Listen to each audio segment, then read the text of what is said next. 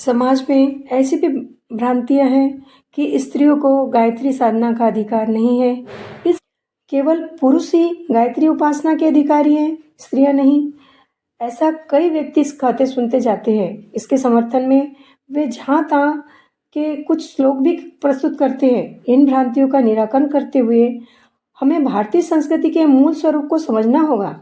यह विश्व धर्म मानव धर्म है। जाति और लिंग की अनीतिमूलक असमानता का उसके महासिद्धांतों में कहीं भी समर्थन प्रतिपादन नहीं है। समता, एकता, आत्मीयता के आदर्शों के अनुरूप ही उसकी समस्त विधि व्यवस्था निर्मित हुई है। ऐसी दशा में स्त्रियों के मनोचित नागरिक एवं धार्मिक अधिकारों पर किसी प्रकार का प्रतिबंध लगाने जैसी कोई बात नहीं है। नारी को नर से कनिष्ठ नहीं वरिष्ठ माना गया है। इसे हे ठहराने और आत्मकल्याण की महत्वपूर्ण साधना न करने जैसा प्रतिबंध लगाने की तो तत्वदर्शी ऋषि सोच भी नहीं हो सकते थे।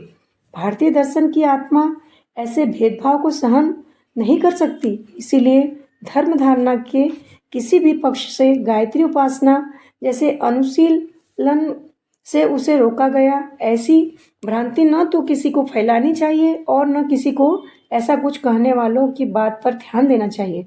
मध्यकाल के अंधकार युग में सामंती व्यवस्थाओं का बोलबाला था। वे सामर्थ्यहीन दुर्बलों का हर दृष्टि से शोषण दोहन करने पर तुले हुए थे। उनका वैभव, वर्चस्व, विलास और अहंकार इसी आधार पर पुष्ट होता था कि दुर्बलों के सत्ता सकने को आतंक क्षमता का उद्धत प्रदर्शन करके अपनी बलिष्ठता का परिचय देते रहे। उन्हीं दिनों दास प्रथा पनपी, रखेलों से अंतपुर सजे, अपहरण हुए, युद्ध ठाने, कत्लेआम हुए और न जाने कितने कुकृत्यों की बाढ़ आई। इस कुकृत्यों के समर्थन में आश्रित पंडितों से कितने ही श्लोक लिखाए गए और प्राचीन ग्रंथों में ठुसवाए गए। नारी भी इस कुचक्र में फंसने से न बची। उसके यौवन, श्रम और मनोबल के मनमाने उपयोग के लिए ऐसी व्यवस्थाएं घड़ी गई जिससे पद दलितों का मनोबल टूटे और वे सहज ही शरणागति स्वीकार कर ले। सामंतों और पंडितों की इस मिलीभगत ने स्त्री शूद्रों को कुचलने के लिए ऐसे प्रतिपादन खड़े किए जिन्हें धर्म परंपरा का बाना पहनाना जा सके।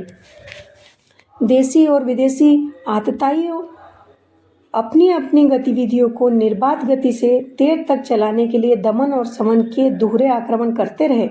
नारी वर्ग को सूर्य स्पर्शा पर्दे में के पीछे रहने वाली कठपुतली, चरणदासी बनी रहने, सती होने, पति को ही परमेश्वर मानकर उसके हर औचित्य को सिरोधार्य करने जैसी समन प्रयोग उसी षड्यंत्र के अंग है।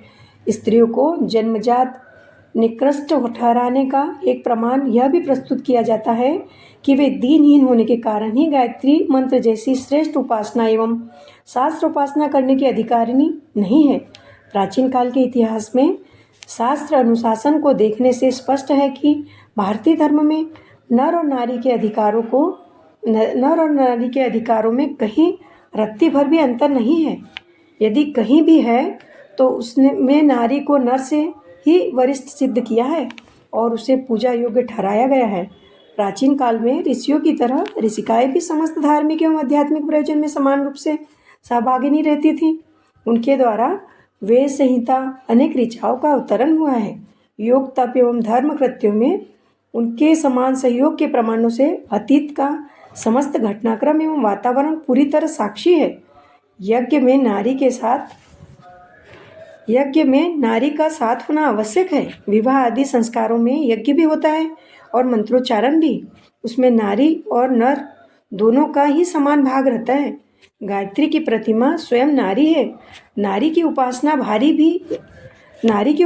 नारी भी न करे तो माता से बेटी को दूर रखा जाए, इसका किसी भी दृष्टि से औचित्य नहीं है। नर और नारी दोनों को ही एक समान गायत्री उपासना समेत समस्त धर्म कृत्यों का अधिकार है। इसके विरुद्ध जो अनर्गल प्रलाप किए जाते हैं, वे काने कुबड़े प्रमाण प्रस्तुत किए जाते हैं। उन्हें भारतीय धर्म की आत्मा से सर्वथा प्रतिकूल ही माना जाना चाहिए। तथ्यहीन प्रतिगामिता की उपेक्षा करना ही श्रेयकर है। पुरुषों की भांति स्त्रियां भी गायत्री उपासना की परिपूर्ण अधिकारिणी हैं। आगे की जानकारी के लिए हमारा वीडियो अवश्य देखें। धन्यवाद।